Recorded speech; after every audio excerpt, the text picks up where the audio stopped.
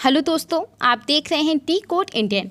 तो यहाँ पे सरकार के द्वारा आत्मनिर्भर भारत रोजगार योजना के दायरे को बढ़ा दिया गया है। अब ये योजना मार्च 2022 तक के लिए देश में लागू हो गई है। आपको पता होगा कि इस योजना के तहत वैसे लोगों को नौकरियां प्रदान की जाती है जिन लोगों ने कोरोना वायरस महामारी के दौरान अपनी नौकरी खोई है। सरकार आत्मनिर्भर भारत रोजगार योजना के थ्रू क्या करती है, कंपनियों को इंसेंटिव देती है ताकि वो नए लोगों को नौकरियां प्रदान करें।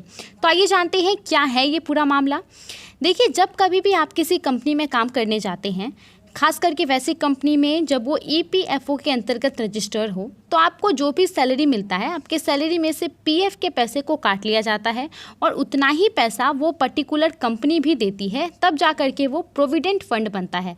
तो सरकार यहाँ इस योजना के थ्रू क्या करती है, प्रोविडेंट फंड का जो पूरा भार होता है वो सरकार यहाँ पे उठाती है 2 साल तक के लिए। यानी कि आपके सैलरी से पीएफ का पैसा भी नहीं कटेगा अगर आप कहीं नई जगह पे नौकरी पकड़ते हैं, और जो कंपनी को देना पड़ता है पीएफ के तौर पे अपने एम्प्लॉय को, वो आप कंपनी को भी नहीं देना पड़ेगा 2 साल तक के लिए। यहाँ पे लास्ट ईयर यानी कि 2020 अक्टूबर में इस योजना को लॉन्च किया गया था और 30 जून 2021 को ये योजना का जो दायरा था वो खत्म होने वाला था। तो अभी सरकार ने क्या किया है, इसके दायरे को और बढ़ा दिया है मार्च 2022 तक के लिए।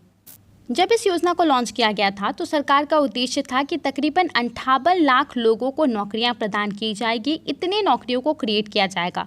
हालांकि 18 जून तक का जब सरकार के द्वारा डेटा शो किया गया तो उसमें 21.42 लाख लोगों को ही इस योजना से बेनिफिट मिला है।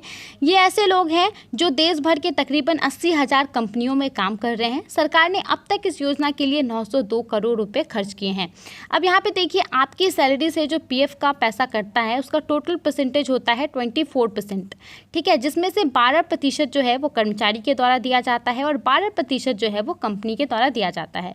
तो यहाँ पे सरकार पूरा 24% का भार उठा रही है 2 साल तक के लिए। कौन कौन सी कंपनी इसके लिए एलिजिबल है, तो वैसी कंपनी इसके लिए एलिजिबल है जिनकी एम्प्लॉय स्ट्रेंथ यानी कि वहाँ पे 1000 तक एम्प्लॉय काम कर रहे हैं।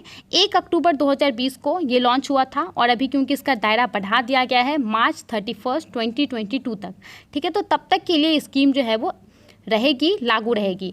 अब यहाँ पे अगर हम बात करें कौन कौन से एम्प्लॉयज़ के लिए एलिजिबल हैं, तो वैसे एम्प्लॉय जिनकी सैलरी, मंथली सैलरी जिनकी 15,000 रुपये से कम है, और वैसे लोग भी इसके लिए एलिजिबल हैं जिन्होंने मार्च 2020 से लेकर के 30 सितंबर तक जो है अपनी नौकरी खोई है और वैसे कंपनी में वो काम कर रहे हैं जो कि ईपीएफओ के अंतर्गत रजिस्टर है।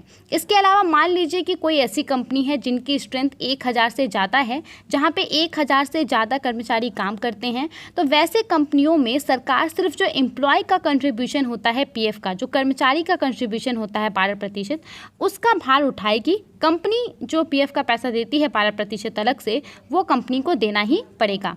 आई होप आपको इस योजना से सब कुछ समझ आ गया होगा। आप इसके बारे में क्या सोचते हैं, हमें अपना ओपिनियन ज़रूर बताइए।